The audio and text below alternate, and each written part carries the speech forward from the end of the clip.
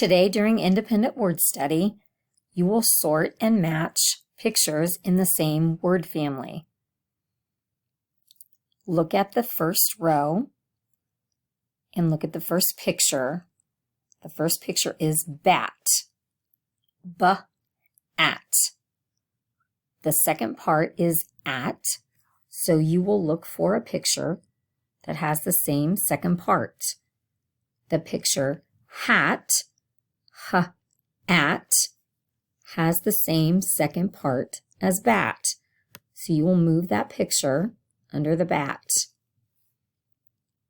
You will continue until you have all of the pictures that are in the bat word family.